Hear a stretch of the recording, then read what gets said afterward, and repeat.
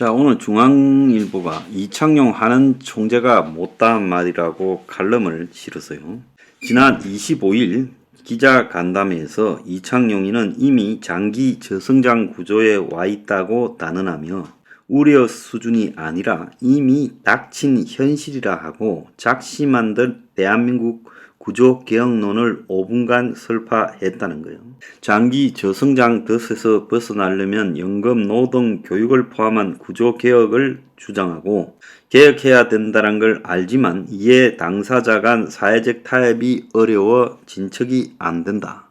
그래서 결국 재정을 풀어서 해결하라, 금리를 낮춰서 해결하라 하는데 그것은 망하는 지름길이다. 이날 적극적으로 말한 게 아니라 한국은행 통화정책이 가지고 있는 한계를 갖다가 명확하게 말을 하고 그래서 재정 저금리 중독 현상에 이 기득권부터 깨라고 말한 것이라는 거예요. 그런데 이런 식으로 말해봤자 알아듣는 것도 아니고 저는 용감한 게 아니라 비겁했다고 보고 있습니다. 최근에 미국의 금리가 올라가고 주식이 화랑이라고 말을 하는데 자, 미국의 정시가 올해 22% 폭락할 거라는 기사가 나오고 더 나아가서 미국의 스탠다드 앤 푸어 500 지수가 현재 시장에서 추정하는 3,500에서 3,600보다 훨씬 더 떨어질 것이다 라고 말하며 3,000 부근에서 바닥을 칠 거다. 그래서 22% 정도 더 떨어질 거고 기업들의 실적 쇼크로 기존 예상보다 훨씬 더 부진한 결과가 나올 거다. 그래서 모건 스탠리는 미 정시가 비관론자들의 예상보다 훨씬 더 급격한 하락에 직면해 있다. 이렇게 어제 말했어요. 시장 컨센서스가 방향은 맞을 수 있지만 침체될 거라는 것은 맞지만 깊이 면에서 틀리다. 현재 수준보다 22% 더 떨어져 3,000 수준에서 바닥을 칠 거다. 지금 현재 미국의 이 스탠다드 앤 푸어 500은 S&P 500은 3,900 수준에 있습니다. 그래서 인플레이션이 지금 계속될 거다라는 거고요. 그리고 금리 인상을 연준이 해야 될 거다. 그리고 금리를 낮추지 못할 것이다라고 하고 기업의 수익성 악화, 미국 기업의 수익성이 악화되고 중국 리오프닝이 아무런 효과가 없이 경기 침체가 계속될 거다라고 말을 합니다.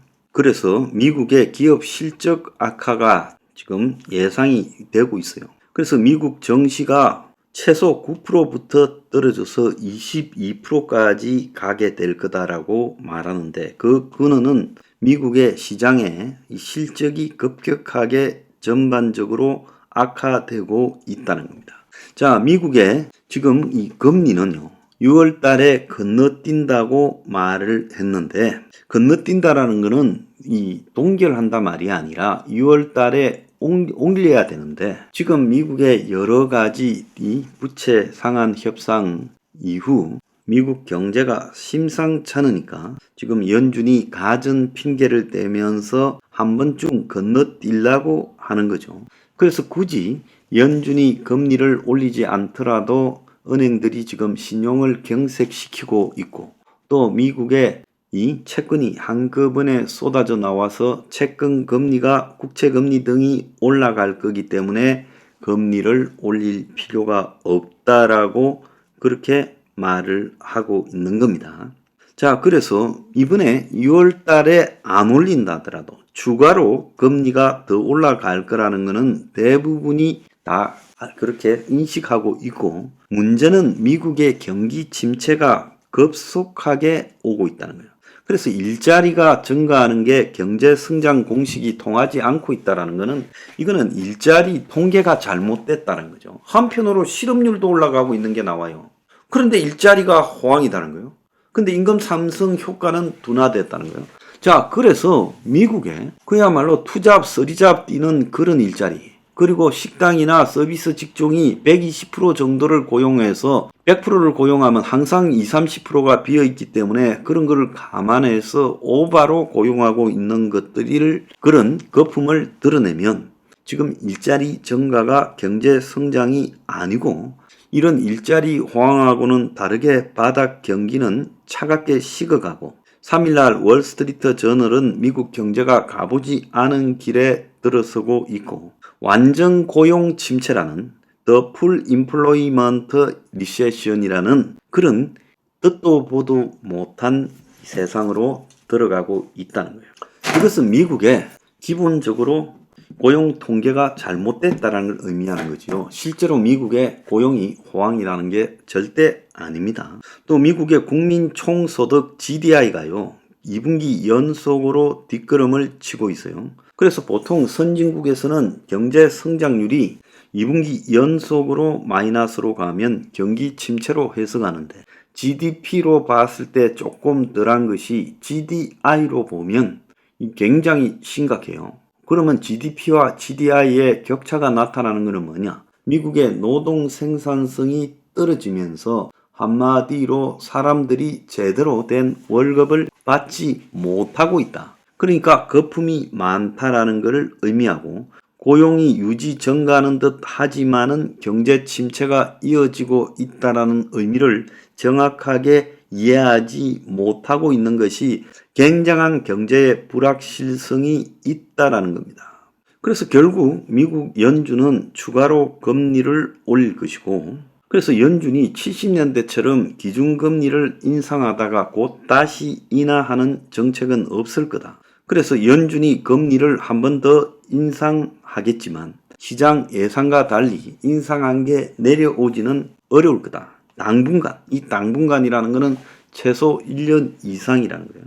그래서 70년대 때 연준이 스톱 앤 고라고 해서 이 물가 폭등을 억제하고자 금리를 확 올렸다가 다시 성장세를 뒷받침하고자 긴축을 완화하는 정책을 했는데 이런 식으로는 가지 않을 거라는 거죠. 그래서 현재 5.25의 금리가 더 상향될 거고 그리고 인플레이션이 여전히 높고 그래서 인플레이션을 낮추려면 경기 침체 외에는 방법이 없다. 침체가 오기 전까지는 금리를 내리지 않고 연준은 침체를 갖다가 유도할 것이다 라는 겁니다. 말은 그렇게 안 하지만요. 실제로는 그렇게 될 거라고 봅니다. 한국은행은 금리 인상을 멈춘 걸로 보이는데 저것도 앞으로 폭탄으로 자리를 잡고 있다는 거예요. 자, 그런데 미국의 지금 진짜 문제는요.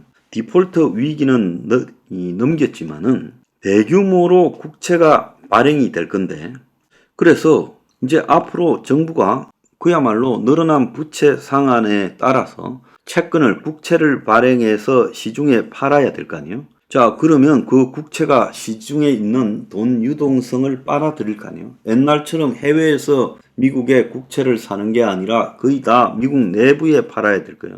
그러면 미국의 시중에 유동성이 급격히 줄어들면서 이것이 은행과 정시에 악영향을 줄 거라는 거예요. 그래서 얼마나 국채를 발행할 건가 하는데 일단 올해 9월 달까지 1조 달러 그러니까 1310조 원이 넘는 국채를 팔아야 될 거고 이게 자연스럽게 금리 인상의 효과를 가져올 거고 자 이렇게 유동성이 줄어들게 되면 은행 시스템에 큰 문제가 될 거고 은행의 예금이 감소해서 이자율이 올라간 국채를 살 거라는 거예요. 그래서 실리콘밸리 은행 등의 파산도 예금 인출에서 왔는데 미국 국채 발행으로 예금 인출 압력이 더 거세어질 수 있다는 겁니다. 그리고 미국의 주식시장도 채권시장이 지금 대규모로 시중의 돈, 현금, 유동성을 흡수하면 결국 주식시장도 문제를 받을 거고 미국 기업들의 단기 채권도 문제가 될 거라는 거죠. 그래서 단기 국채 매입에 다 돈이 쏠리면서 다른 유동성 자산들은 형편없어질 수 있다는 거죠. 국채 대홍수가 엄청난 양적 긴축을 가져오면서 그야말로 시중에서 광의의 유동성 지표 M2라는 것이 1조 1000억 달러가 줄어들 건데 이는 엄청나게 큰 유동성 유출이고 이런 경우에는 2008년 금융위기 때나 봤던 거라는 거죠. 지금 미국에서요. 불과 2020년부터 2022년까지 그야말로 4조 달러 정도로 이 퍼부었는데 이걸 갖다가 불과 한 7, 8천억 불 줄어드니까요. 그래서 미국의 전체적으로 21조 한 8천억까지 갔던 M2가 20조 뭐 한 9천억 정도로 한 9천억, 8천억 정도 줄어드니까 미국에 지금 굉장한 금융 경색 분위기가 나타나고 있어요. 그런데 이게 한꺼번에 지금 미국이 국채로 빨아들이기 시작하면 어떤 일이 벌어질 건가 지금 예상이 안 된다는 거죠. 자, 그래서 미국에 지금 보면요. 지금 부동산이 문제예요. 미국 주택 소유자들이 좀비 모기지에 발목 잡혀서 집 압류 위기에 지금 놓여 있다는 거예요. 그래서 주택담보대출 때문에 집을 압류당할 상황에 놓여 있는 미국의 이 가계가 굉장히 많다는 거예요. 10년 전에 주택을 구매할 때 이용한 세컨드리 모기지로 인해 채권 추심을 받고 있다는 거예요. 세컨드리 모기지라는 것은 은행으로부터 직접 돈을 불리는 것을 뜻하는 저당 대출을 기반으로 다시 신규 대출을 일으키는 거예요. 그래서 주택 가격에서 담보대출 잔액을 제외한 순수 자기 자본을 토대로 대출을 내주는 이게 세컨드리 모기지예요. 그래서 이 집값에서 실제 내가 기존에 가지고 있는 대출 남아있는 액수 대출 잔액을 빼고 남은 부분에 대해서 또 대출을 받았다는 거예요. 그래서 일부 주택 소유자들이 이제 채권 부분에 대해서 별 문제 없는 걸로 생각했는데 그렇게 신규 이 세컨드리 모기지를 일으킨 채권 은행들이 이걸 또 딴 데 팔아가지고 이를 인수한 투자자들이 주택 소유자들한테 압류 가능성을 고지하기 시작하면서 대출 문제가 해결이 됐다고 생각한 주택 소유자들이 매우 곤혹스럽게 됐다는 거예요.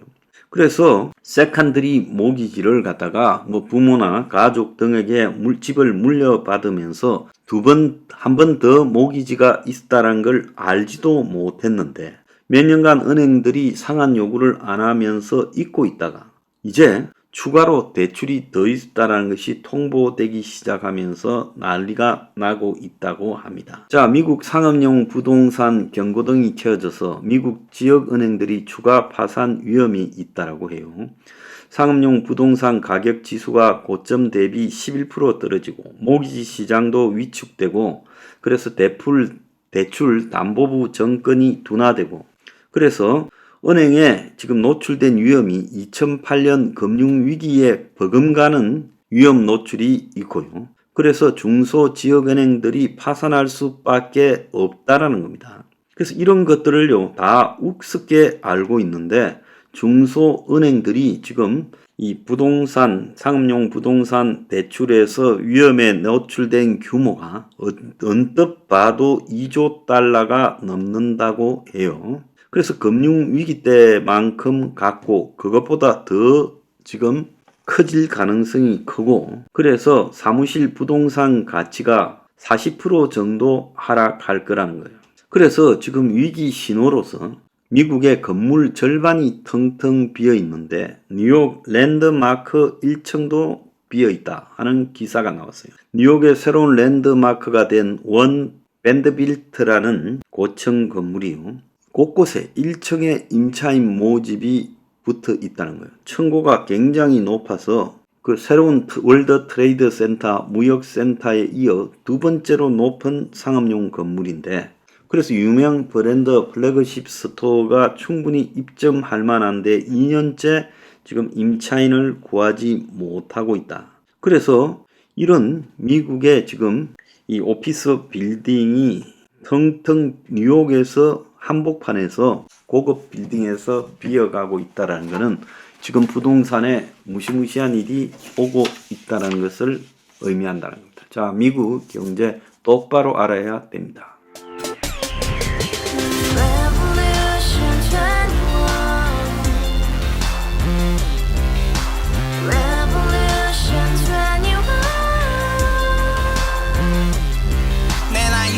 월세 30 코인빚만 300 서울에 온지 벌써 10년 아둥바둥 버텼지만 여전히 난 반지 하에 제왕 곰팡이 연문제약 내 브랜 깡통망통 완전히 폭망 고시원 창문만큼 작아진 내 꿈 연애 결혼 내 집 모든 게 헛꿈 1년 전 떠난 여친 울며 말했지 같이 살자 평생 가본 게 꼭꼭꼭라지 Revolution 21 가바후스 700 나도 소유주 Revolution 21 가바후스 700 나의 소주 택시기사 우라부지 마트캐셔 울어무니 우리 집안 다 털어봤자 후줄 그래 개선민 내 미래 거기서 팍 끝난 거지 팍더 이상 노력 따윈 괴물이 스펙 찾아 싼말리 비오는 날 알바 잘려 맨날 학원 날 개쳐 발려 밤비 내리는 양화대교 홀로 걷고 있을 때 현수막에 아로 새겨진 평당 700짜리 아파트 다 같이 소리 질러 혁명 21 Revolution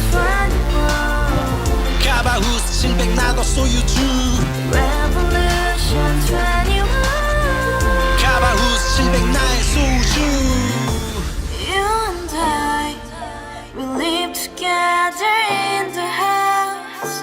Brand new day, and your dream had just begun. Yeah. Revolution 21, only hope and happiness. 너의 곁에 내가 영원히